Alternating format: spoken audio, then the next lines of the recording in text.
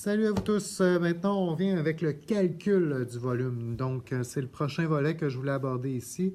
Pour commencer, je vais prendre notre page juste ici avec un prisme à base, dans ce cas-là, il va être rectangulaire parce que j'ai 4 cm d'un côté, 3 cm de l'autre et 5 cm de l'autre. Donc ici, j'ai aucun côté qui est égal à l'autre.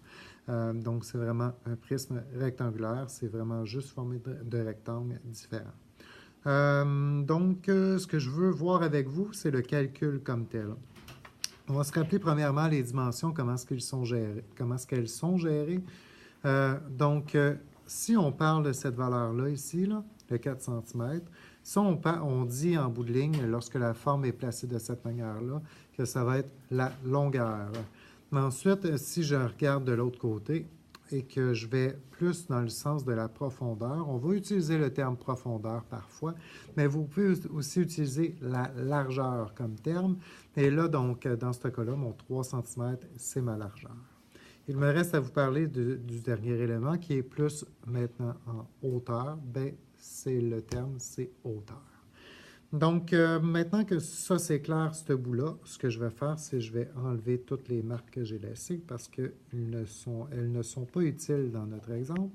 Je vais aller chercher la page comme telle en blanc en arrière et je vais utiliser mes termes que je viens de mentionner pour être capable de dire que j'ai besoin de ces trois dimensions-là pour trouver la réponse du nombre de cubes à l'intérieur sans avoir besoin de les compter un par un, qui est drôlement plus long et aussi qui peut amener une plus grande marge d'erreur à ce moment-là à cause d'une répétition d'un même cube ou d'un oubli d'un cube.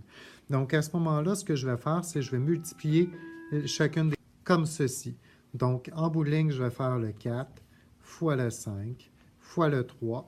Et la réponse que ça va me donner, ça va être mon volume. Donc, ici, puisque c'est des centimètres, ça va devenir des centimètres cubes. Donc, ça aussi, c'est important à mentionner. Donc, 4 fois 5, ça me donne 20. 20 fois 3, ça va me donner 60. Donc, ici, j'ai 60 centimètres cubes. Simplement, pour finir, ce que j'aimerais vous mentionner, c'est de ne pas oublier que si vous n'avez pas la même unité de mesure partout, je vais juste enlever ça comme ça, puis je vais enlever la page de cette manière-là.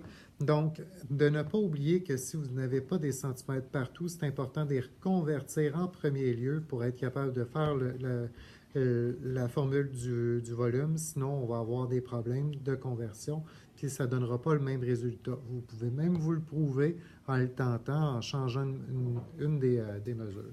Donc, je vous laisse là-dessus. Ça fait le tour. On a terminé.